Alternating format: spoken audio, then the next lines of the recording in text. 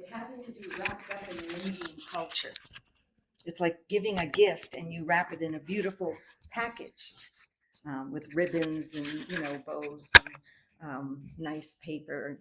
So a lot of people are thinking, even today, unfortunately, that he came to give the Indian culture, and we have to get stuck on that. Like, that's the important thing. Now, Indian culture will certainly, there is many things in Indian culture that can help us be spiritually minded, Krishna conscious. It goes along with it because Lord Chaitanya appeared in India after all. And so there's a lot of transcendence in that, but we don't want to get wrapped up in the package. The real message that Prabhupada gave was transcendence. And I think that's a very important point. And that's what these verses in Śrīmad-Bhāgavatam are actually expressing over and over again. So let's go to the verse. Where is this? Let's see. Chapter 3. Canto 3, chapter, what was it, 32? 32, 22 through 36. Okay, is the thing here? No. We usually Okay. just do like a popcorn. What's that? We usually just do like a popcorn reading. Okay. We can do invocation first. Yes, okay, hold on. Let me just find it though. Chapter 32, okay. Oh, that is back here. Oh, here it is. And then verse 20, 22, 23, yes. Okay, sorry. So the invocation is Narayanam Namaskrityam Naram Chaiva Narottamam Devim Saraswatim Vyasam Tato Jayamudiraye. Om Namo Bhagavate Vasudevaya. Om Namo Bhagavate Vasudevaya. Om Namo Bhagavate Vasudevaya. Jai Prabhupada. Before reciting the Śrīmad-Bhāgavatam, which is the very means of conquest, one should offer respectful obeisances unto the personality of Godhead, Narayan, unto Narayan Rishi, the supermost human being, unto Mother Saraswati, the goddess of learning, and unto Srila Vyasadeva, the author. So we always offer our respects to those who gave us this gift, this transcendent gift. So the conquest over the material concept of life, and we mentioned, I guess it was written in my notes, that this was about liberation is not possible without bhakti. Someone wrote that in my notes for this class. And I'd like to say that these verses that we're reading is really describing that bhakti is even beyond liberation. So one does not perform bhakti for liberation. One performs all the different aspects of austerities and devotional service for bhakti, to develop the love, the compassion, as you were saying, empathy. That's, we can say, that's empathy, love for Krishna, empathy for the world. So I guess you read the verses now? Yeah, we usually just go through the English. Okay, that sounds great, because we can understand that. Go ahead. My dear mother, I therefore advise you that you take shelter of the Supreme Personality of Godhead, for his lotus feet are worth worshiping. Accept this with all devotion and love, for thus you can be situated in transcendental devotional service. Engagement in Krishna consciousness and an application of devotional service into Krishna make it possible to advance in knowledge and detachment, as well as in self-realization. The result of the devotee's mind becomes equally focused in sensory activities, and he is transcendental to that which is agreeable and unagreeable. Because of his transcendental intelligence, the pure devotee is equipoised in his vision and sees himself to be uncontaminated by matter. He does not see anything as superior or inferior. He feels himself elevated to the transcendental platform of being equal in qualities with the Supreme Person. The Supreme Personality of Godhead alone is complete transcendental knowledge. But according to the different processes of understanding, he appears differently, either as impersonal Brahman, as Paramatma, as the Supreme Personality of Godhead, or as the Purusha Avatara. The greatest common understanding for all yogis is complete detachment from matter, which can be achieved by different kinds of yoga. Those who are averse to the transcendence realize the Supreme Absolute Truth differently through speculative sense perception, and therefore, because of mistaken speculation, everything appears to them to be relative.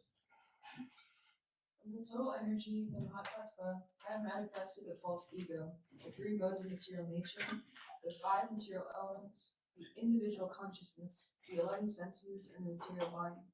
Similarly, the entire universe has come from the Supreme Personality of Godhead. This perfect knowledge can be achieved by a person who is already engaged in devotional service with faith, steadiness, and full detachment, and who is always absorbed in thought of the Supreme. He is aloof from material association. My dear respectful mother, I have already described the path of understanding the absolute truth, by which one can come to understand the real truth of matter and spirit of their relationship. Philosophical research culminates in understanding the Supreme Personality of God. After achieving this understanding, when one becomes free from the material modes of nature, he attains the stage of devotional service. Either by devotional service directly or by philosophical research, one has to find the same destination, which is the Supreme Personality of God. A single object is appreciated differently by different senses due to its having different qualities. Similarly, the Supreme Personality of Godhead is one, but according to different scriptural injunctions, he appears to be different. By performing fruitive activities and sacrifices, by distributing charity, by performing austerities, by studying various literature, by conducting philosophical research, by controlling the mind, by subduing the senses, by accepting the renounced order of life, by performing the prescribed duties of one's social order, by performing the different divisions of yoga practice, by performing devotional service, by exhibiting the forces of devotional service, containing the symptoms of both attachment and detachment, by understanding the science of self-realization, and by developing a strong sense of detachment. One who is expert in understanding the different processes of self-realization realizes the Supreme Personality of Godhead as he is the represented in the material world as well as in transcendence. Very nice. There's a lot in here. A lot of amazing philosophy. So let's go to the main verse that we're doing is 22.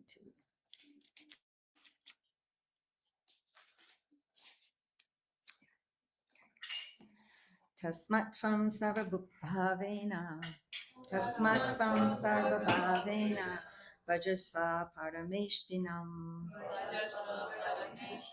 tadgunashraya bhaktya, bhajaniya padambujam. Anyone? Tasmatvam sarva bhavena. Tasmatvam sarvabhavena, Vajasva parameshtinam. vajasva parameshtinam, Tadgunashraya tadgunashraya bhaktya. bhakta, Bhajaniya padambujam. bhajaniya padambujam. Tasmat swam sarva bhavena. Tasmatvam sarvabhavena, Vajasva paramestina. vajasva parameshtina, Tadgunashraya tadgunashraya bhaktya, Bhajaniya padam bhajaniya padambujam. Tasmat, therefore, tvam, you Devahuti, Sarvabhavena, with loving ecstasy, Bhajashva, worship, Parameshtinam, the Supreme Personality of Godhead, Tatguna, the qualities of the Lord, Ashrayaya, connected with, Bhaktya, by devotional service, Bhajaniya, worshipable, Pada Ambujam, whose lotus feet. Translation by Srila Prabhupada. My dear mother, I therefore advise that you take shelter of the Supreme Personality of Godhead, for his lotus feet are worth worshiping. Accept this with all devotion and love, for thus you can be situated in transcendental devotional service. Does someone read the purport? Anyone would like to read the purport, please? The word paramestinam is sometimes used in connection with Brahma. Paramesti means the supreme person. As Brahma is the supreme person within this universe, Krishna is the supreme personality in the spiritual world.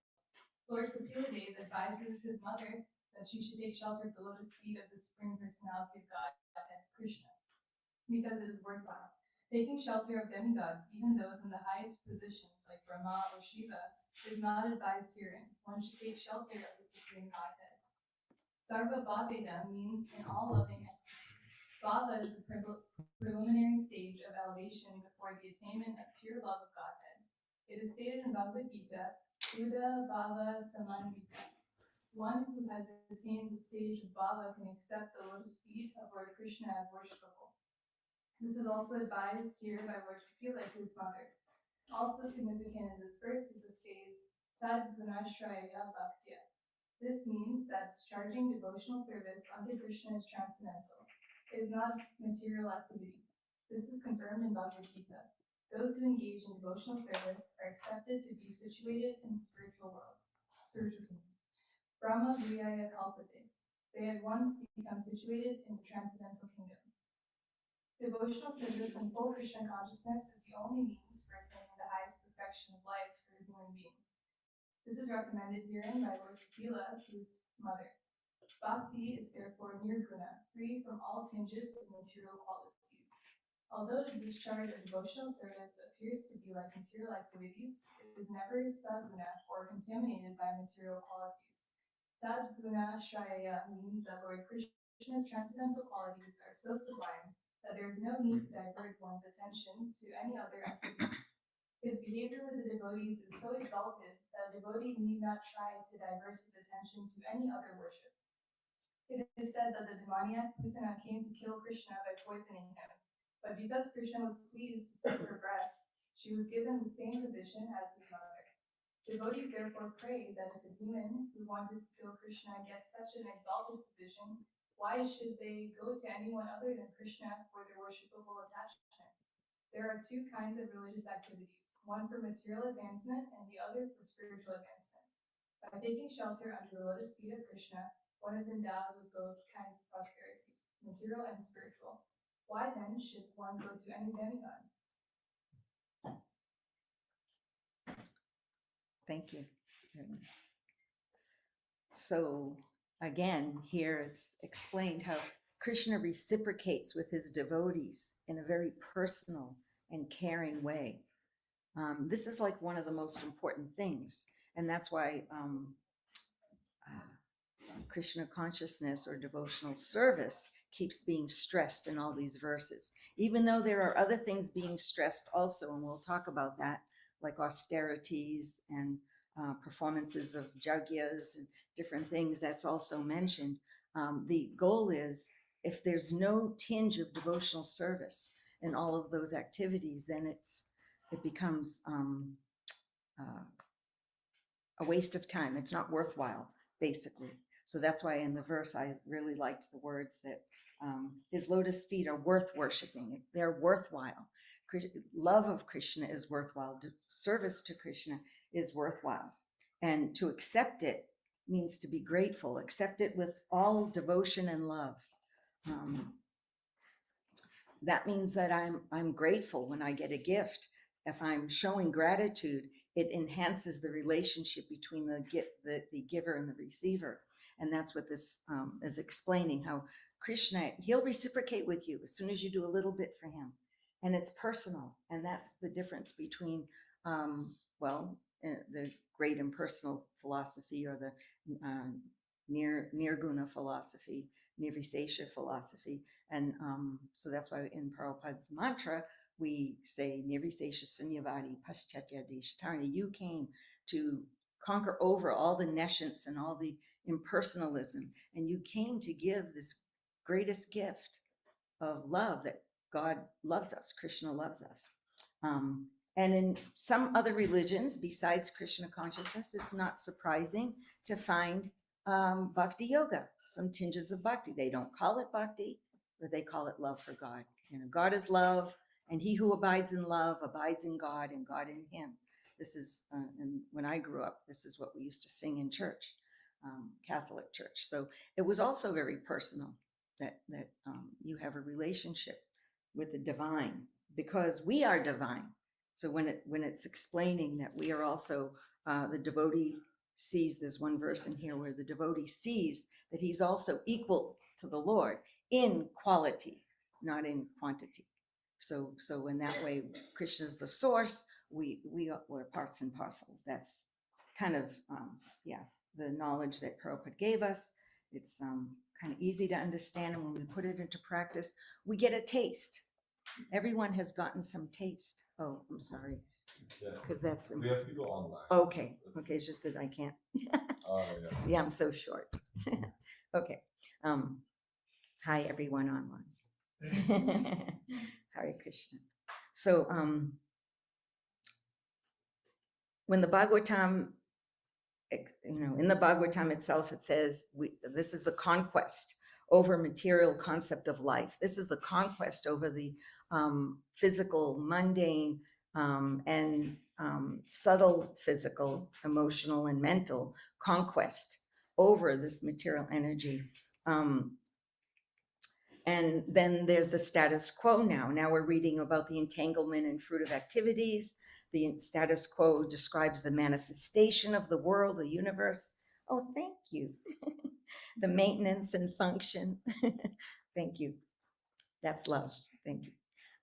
Of the universe, describes the manifestation, maintenance, and function of the universe. So why do we want to involve, if we just heard that only the lotus feet of Krishna is worthwhile to understand, but yet we want to hear about the universe and how it's created and how it maintains and how it functions, because we need to know what we're up against.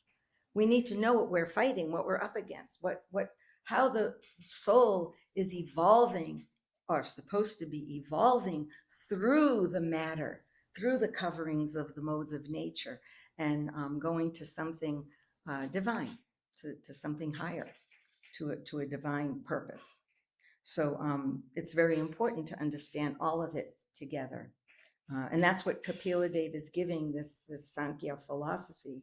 In a way, it's describing how things work in the universe. And as long as we know, Prabhupada told us a long time ago that there's, and that's in the Bhagavatam, 3 things that are most important. And he said, especially the children, make sure they understand these 3 things. And of course, we're all his children. So he was making sure we understood that that we have a relationship with God. And what is that relationship? It's service. And through that service, we attain the highest understanding of philosophy and relationship and love with Krishna. So these are, he simplified it in that way. Actually, it came from Lord Chaitanya, from the introduction of Śrīmad-Bhāgavatam. He explains that. And what is the Lord? I mean, if we want to, you're all going to university, or many of you are, and you're out there in the world, and you're dealing with professors and students, and everyone has different beliefs, and they're all on different levels of evolution, either spiritually or materially. And so how can we, you want to think sometimes, how do I relate to this? Or how can I understand it? Is it us against everyone, us against them? Like, the karmis, or, this is not a good mentality for a devotee to have. as that Prabhu mentioned before, compassion is what drove Prabhupada to come here. And compassion is the is an element of understanding. If I'm part of Krishna and I'm actually pretty insignificant and not that knowledgeable, then everyone is a part of Krishna. And they also may be insignificant or not so knowledgeable. But like I said, there is bhakti everywhere. No one has a monopoly on God consciousness. No one has really a monopoly on bhakti, on love, because it's a matter of the individuality of each soul, how they love Krishna. And I've met people who are not of the Krishna consciousness movement, but yet they had so much love for God that I thought, I hope that someday I can have that. So much faith, going through so much difficulty and not wavering in their seeing Jesus or seeing, that they have their realizations, and Krishna's reciprocating with them. He reciprocates with the turtles. He came as Korma. He reciprocates with the boars. He came as Varaha. So he comes in every single incarnation, ones we don't know about yet. The Bhagavatam goes on in other planets even further than what we are having here. Prabhupada said, if I told you everything, you would faint. So Jesus Christ also said that to his disciples. I can't tell you everything, or you wouldn't be able to survive. You couldn't handle it all. So there's so much in transcendent knowledge. So to think of ourselves as, oh, now I'm a devotee, now I'm Krishna conscious, I've got this, knowledge, and so I need to, of course we want to give it to everyone. We want to share what we've learned, but not to think that others are less. We should always be open to also learning from others, no matter who they are. And that's also in the Bhagavatam, where there was some sage, he was like an avadut, he was learning from the python and different animals, because we observe nature and we can see Krishna in nature. We can see Krishna in that too. And we're very fortunate to have this Śrīmad-Bhāgavatam, this absolute knowledge. As I was saying before, Prabhupada came to the West to give transcendence, and it happened to be packaged in an Indian culture, because that's where he was from. That's where Lord Chaitanya appeared. And so the package is also has some transcendence in it, but we don't want to get caught up in the package too much. And just like there's Tulsi Devi. And if you've ever been to India, or maybe seen pictures of Tulsi Devi in India, she grows very differently there than she grows here. In India, the leaves are very leathery and thick and small, and usually the stems are very thick and fat, and that's where they get those big Tulsi beads and things mostly. And here it's hard to grow Tulsi here. She's more flowery, more soft. The leaves are big, large, and sometimes people mistake her for basil or vice versa, because it's holy basil. She's in that family. And so, the stems are very thin. So even though she looks different, she's still sacred Tulsi. So when you transplant a philosophy like Prabhupada did from the west to from the east to the west, it's going to look different. It's in different soil. It's in a different culture. It's in a different atmosphere. The air is different. The water is different. The mindset of people are different. But it doesn't mean it's not sacred. It's still the same sacred, and it's going to look different, and it's okay. And then I've noticed in my generation, I mean, like I said, when Prabhupada came, we were all young boys and girls too, and now we're not. So, and growing up with my children, and I grew up with them because they taught me a lot too. And I can see that Krishna consciousness for them is something. It looks different, but it's still, the sacred message is still intact. And we hope that for our future generations, it's going to evolve. Krishna consciousness is not stagnant.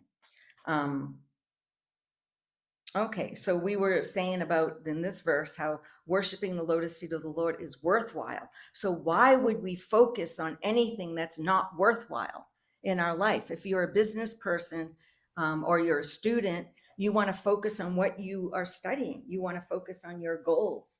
right? Everyone is taking a different courses or whatever. You don't want to waste your time on focusing on what is not worthwhile for your goal to become a doctor or a whatever, you know. So we need to see that in our life. Let's not waste our time and energy in things that are not worthwhile for us. And therefore there's the kind of advice from the nectar of instruction. Accept things favorable and nectar of devotion. Accept things favorable and reject things that are unfavorable for your spiritual life. So if you're feeling, sometimes we don't know, oh, should I do this or this or that? Just sit down for a minute and think, what is favorable for my goal in transcendence, and what is unfavorable for my goal? And that will help you make decisions. And or you can, of course, confer with other people too, and discuss it and then decide. Like Krishna tells Arjuna in Bhagavad Gita, I've given you all this knowledge. At the end, he says, I've given you all this knowledge. Now you decide what you want to do with it. And everyone will decide a little different, but as long as we are grateful for it and accept it, then we are going to transcend the material energy and all the trouble that comes with it, all the worries that come with the bodily concept of life and the emotional concept of life. Does it mean that things won't happen to us? No, things will happen. Doesn't mean you become a devotee and everything goes smooth in your life. There's no, birth, death, disease, and old age. No, those things will come, and all the in-between stuff that comes with that. But how do we handle it? So then there's that verse in Gita where the rivers are flowing into the ocean. So sometimes they're flowing, if you've ever seen the Ganga River, sometimes it's flowing very smoothly like a dance. And sometimes it's like, boom, just devastating. I was there in Rishikesh one time, and they had this big, huge Shiva, like, whoa, bigger than life size, like huge, like a building. And he was in the middle of the Ganga River in one area. And it was, the water was flowing so fast, and we couldn't even go in because it was flowing so fast at that time. And the day we left, the very next day, we heard Shiva just went under the water, and they couldn't find him anymore. Like he just went way under this huge, maybe like, I don't know, half this room big size or something. And so then they put another one there. I don't know if it's as large, but anyway, so sometimes the rivers are flowing so fast into the ocean. Sometimes so much devastation comes in our life. Our loved ones die, or someone gets sick, or I get sick, or, with so many problems, right? Or people don't like us, or, we're going through so much difficulty, financial or emotional. That's like the rivers flowing in. But it says the ocean is so great that it doesn't really get disturbed. So a devotee, hopefully, if we take shelter of Krishna and each other, and the spiritual master, then we can, kind of start not feeling so much of that. And we see where should I put my focus again? And basically, this material world, we have comforts and benefits, and there's fame and power and opulence and sometimes poverty, but it's all temporary. And no matter how much we work with it, we'll never really feel completely satisfied.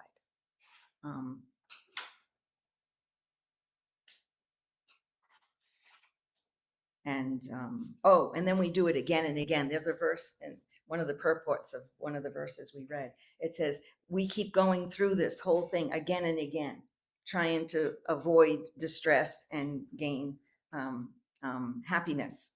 So we keep doing it again and again. And what everyone knows, what do psychologists say about that?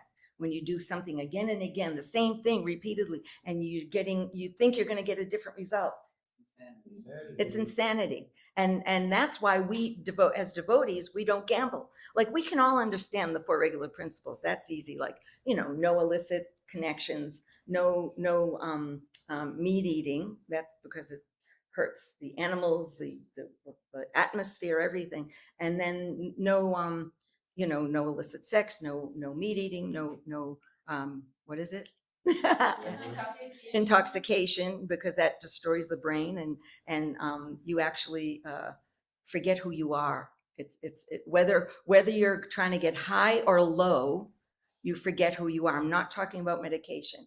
If you need medication, please take it, because you'll be a better person for everyone else and yourself in many circumstances. But I'm talking about intoxication for recreational pleasure. Whether you want to get high or low, come kind of get calm or hyper and get high, it's going to turn you. It's going to cloud your brain, cloud your concept. You'll not be able to focus. And so that's why it's bad for you. Krishna doesn't want things that are, oh, well, it's pleasurable and I just want to punish you all. He wants to guide us so that we'll have the highest pleasures. We'll take happiness in the highest pleasures. The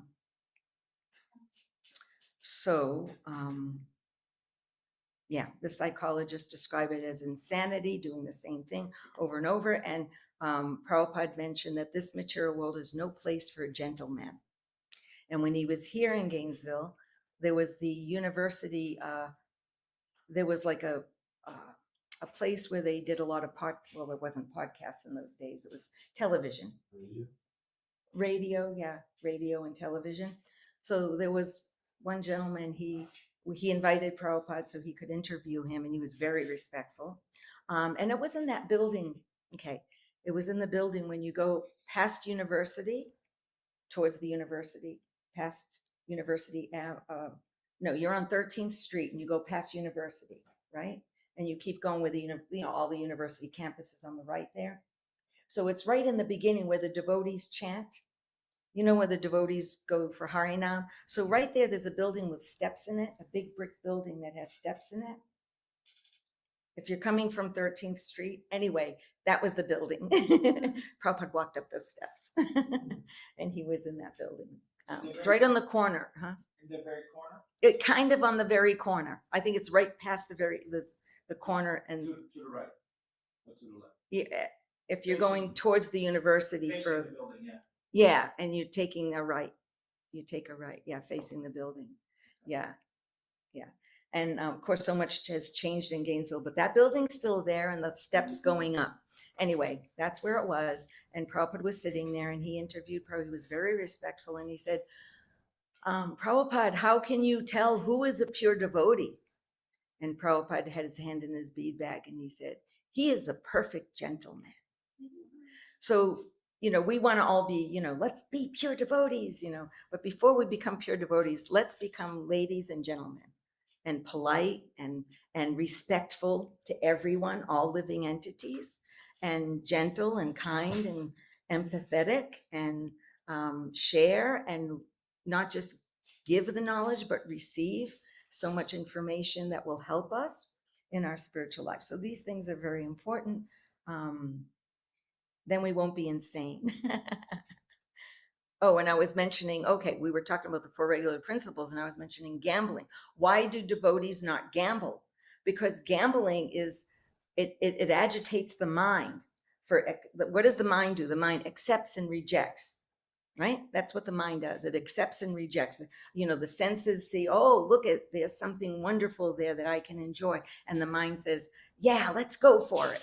And if the intelligence is not intact, then you just go for it, and you don't realize that you're going to get a result that may not be so healthy, not a healthy result. Whereas if the intelligence is intact, then the intelligence pulls the mind and says, oh, wait a minute, if you do this right now, this is going to happen, that's going to, it's not worth it. It's not worthwhile.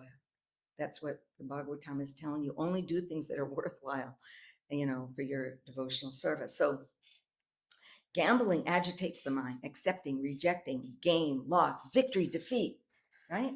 And this material world is set up in such a way that it's like a slot machine, basically.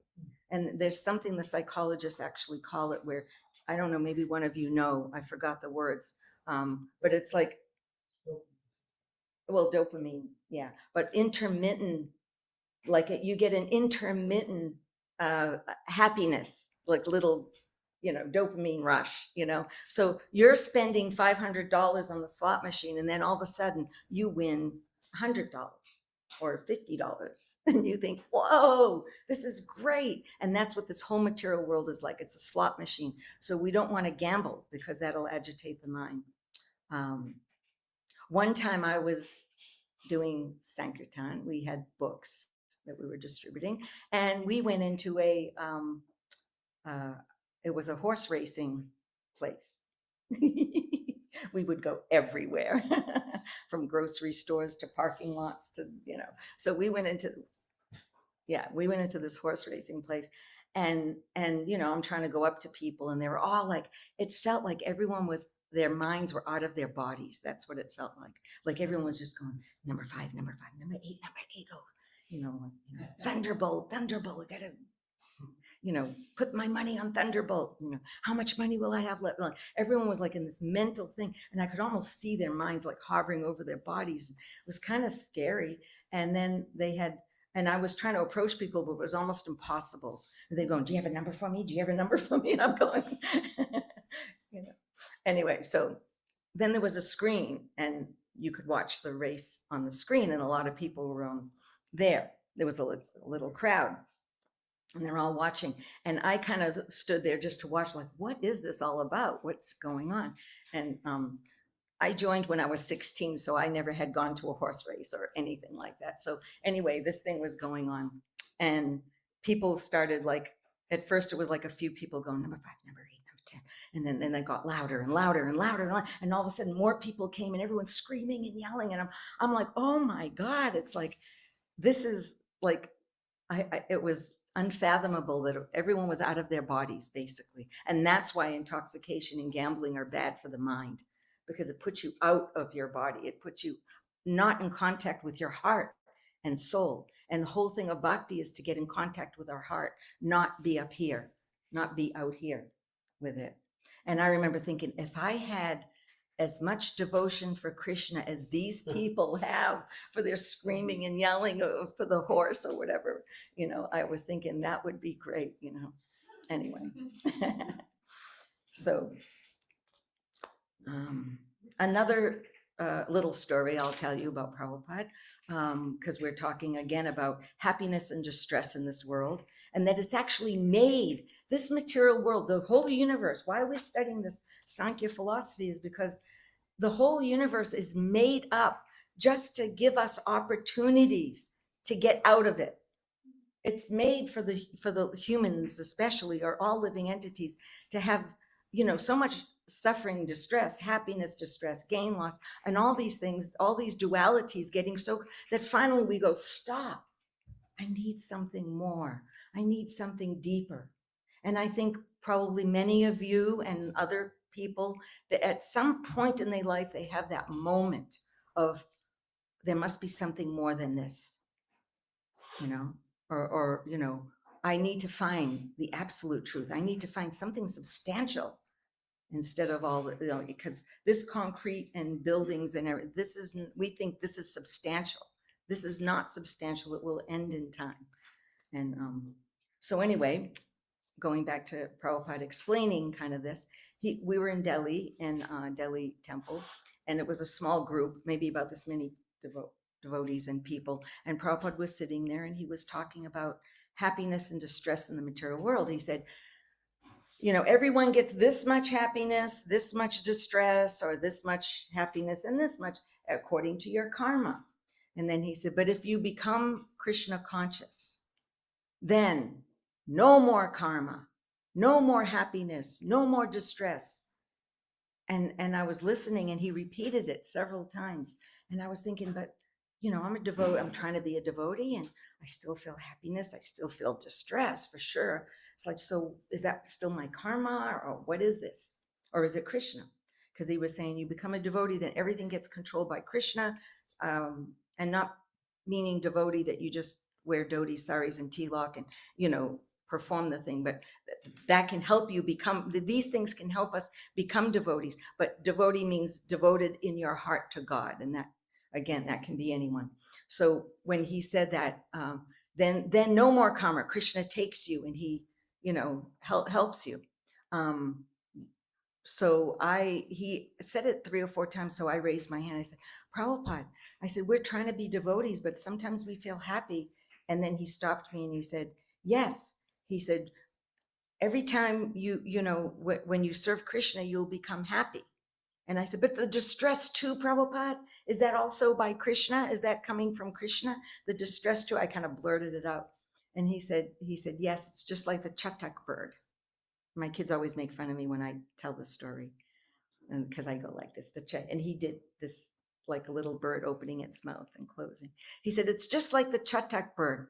He said, the chatak bird is always praying to the clouds, where is rain? Because the chatak bird does not eat out of the rivers or the puddles or any other place, the ponds. It only will drink water from the rain falling down. And so it's always opening its mouth and looking up, where is rain? Where is rain? And he says, but sometimes he doesn't get rain. Sometimes he gets thunderbolt. And he went like that just right to me, like thunderbolt. And everyone laughed. So then he goes, yes, sometimes he gets thunderbolt. And he went like this with his hand.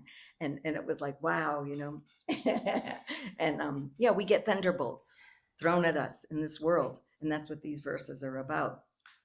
A material energy. It's temporary, and we're trying hard to find something. So then he said, but it's all Krishna. It's all Krishna. Even the distress too is coming from Krishna, and the happiness is coming from Krishna. So we can experience. I was thinking when he said that in kirtan, I'm dancing and chanting. It's like ecstatic. It's like, yes, the happiness is coming from Krishna. But when we have that distress, imagine. That is also coming from Krishna. And then he quoted the verse from the Shikshashtaka that you can handle me roughly by your embrace, or you can make me brokenhearted by not being present before me. You can almost disappear from my vision, so I don't know what to do. But, you'll always be my worshipful Lord no matter what, because that is what is worthwhile and nothing else is. That's the extreme of it. So we have the 6 elements of earth, water. Is that a question? Yes. Oh, I'm sorry. Go ahead, hon. I just wanted, at the end, maybe. Okay, well, you can ask now. We can. It's more like I wanted to offer a quote.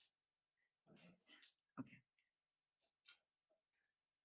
This is not related to the subject that you're immediately talking about. It's relating to what you said earlier. Is that okay? Sure.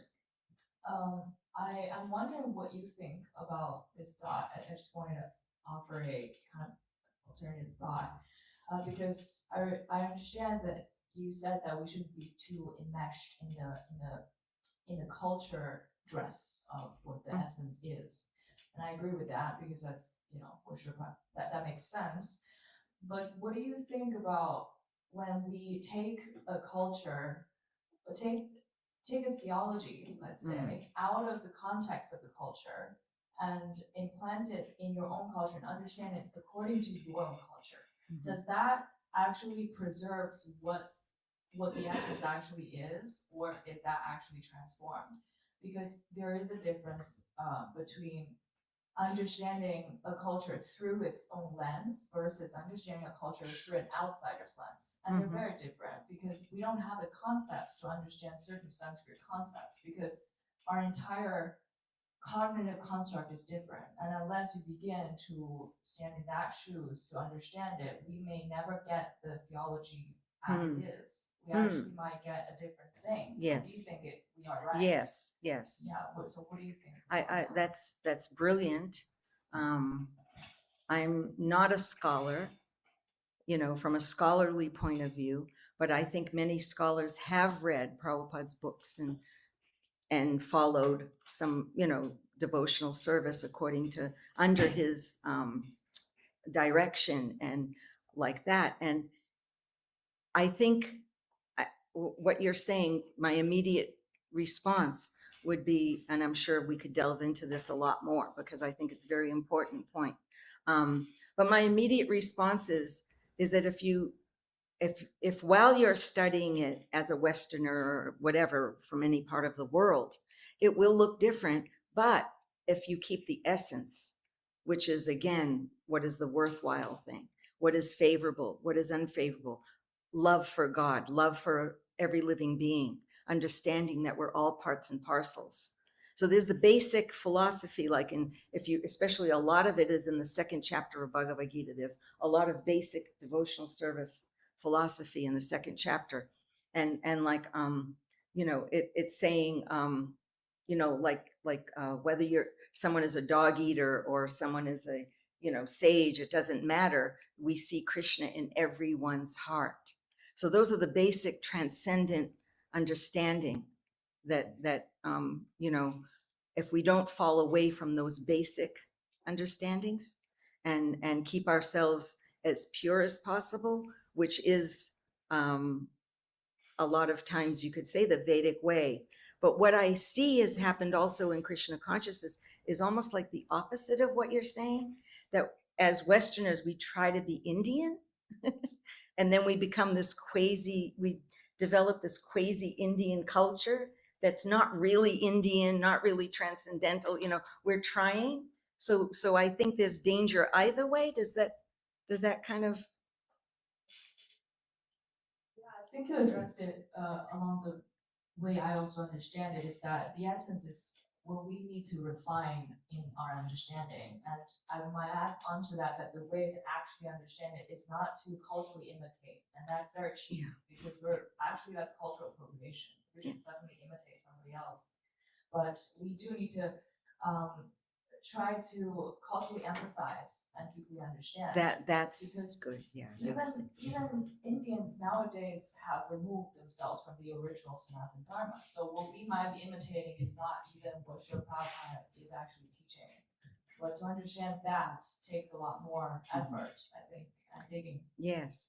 And I mean, if you think about it, the sages who wrote Bhagavatam, Vyasadeva, and they were living in caves in the Himalayan mountains. I mean, can we ever understand that or experience that? Or, we can appreciate it and we can hear about it, but, and then, but the idea is to develop your little cave within your heart, your sacred space within your heart, and follow those very basic teachings. Prabhupada gave us the basics. He didn't give us so much ritual. Another story to show that. I hope this helps a little bit, at least. I know I'm not like that deep into the scholarly aspect of that, but I think that's a brilliant question to keep talking about and asking about and finding out more about. When I was here in Gainesville, so I was a devotee for 1 year. It was 1971. I had just gotten my first initiation from Prabhupada through a letter, because in those days Prabhupada was in India at the time, and he wasn't initiating, personally in America. So then when he came here, the devotee said, Kridananda, the devotees, it was us, said, why don't you get Brahmin initiation? So they asked Prabhupada, and he said, okay, I'll give her Brahmin initiation. So a devotee pushed me in the room and said, go, Prabhupada wants to give you Brahmin initiation. And I walk into this room, and he's sitting there alone. There was no one else. And he's sitting there very casually like this on the chair. And he said, sit down, very seriously, because Brahmin initiation is a serious thing.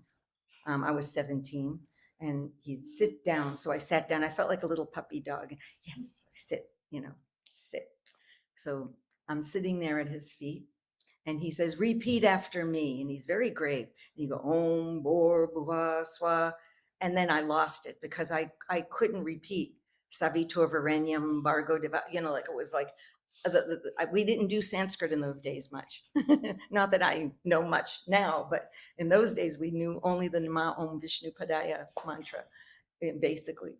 So, and Hare Krishna, of course. So I was losing it, and he said, repeat. I said, repeat. And he tries again, Om Bor. And by the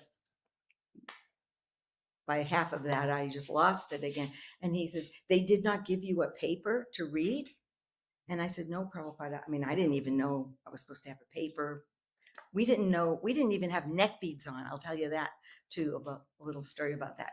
Because we didn't have them. They were from India, and we didn't have them. We're here in Gainesville, Florida. So, he said, they did not give you a paper. I said, no, Prabhupada, no one gave me a paper. I don't know. And he says, never mind. He said, Hridayananda will give you the mantra tomorrow. And he went like this, like this. So I got up and I'm folding my hands. I said, thank you, Prabhupada. Thank you. Thank you. And I'm walking backwards because I didn't want to, and then he went like this with a big, huge smile on his face. He went like this, and he grabbed a garland and he like, come on, catch it. And he just threw it at me across the room. And I caught the garland. Thank you, Prabhupada. Thank you for everything. Thank you, Prabhupada. And I left. And when I got outside the door, there was like a bunch of devotees with the ears near the door. And they're grabbing my garland and everyone's ripping it apart. It was so sweet. So then the next day after Prabhupada, he left the next morning. He was only here one night, I believe.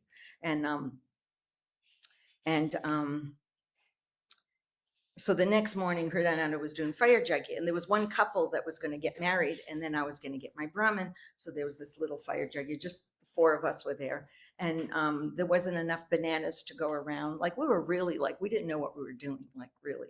So there were, about rituals and things. So there was not enough bananas. So I gave my banana to the girl who was getting married. And because I thought, I don't need this, So then we did the fire jagya. So later on, I like to say, I got Brahmin initiation from Prabhupada. He accepted me as his disciple. But it was like, I didn't get the mantra. I didn't get the banana. It's like, so it's not really about the bananas and the rituals. Those are formalities that are wonderful, and they can infuse in us. They're auspicious formalities that this garland is prasad. It's like ordinary, flowers, but they become sacred. And that's what happens to our hearts. We're ordinary people, but we become infused with spiritual love and understanding, hopefully. We're hoping to. We're trying.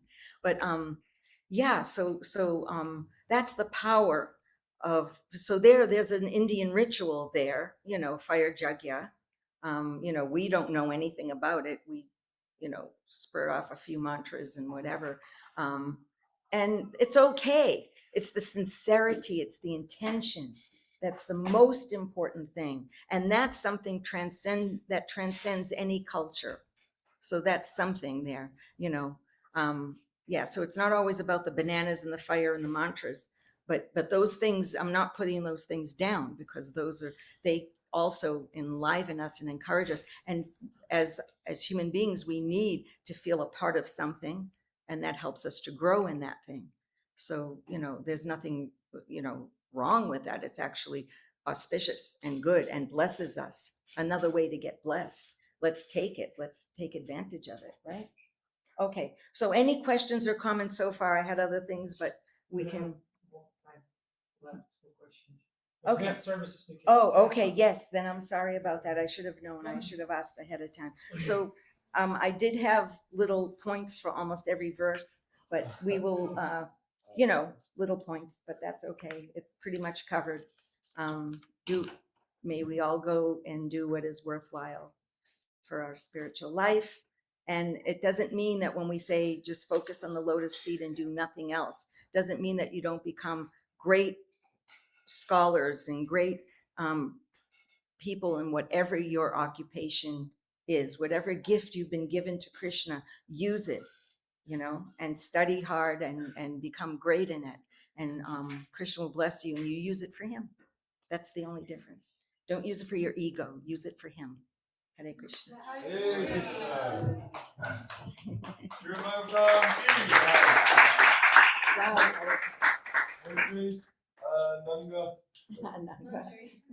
Ananga Mangari Devi Dasi. All of you keep that. Prasādam Govinde Namo Brahmani Vaishnave Samanyana Brahmacharya Vishwasya Vijayate. Who has birds to cultivate the mountain side, spiritual ferment of the Lord. deity of Sri Govinda, Supreme Personality of Godhead, the Transcendental Krishna, and the Vice of us. Bhagavatam prasādam ki.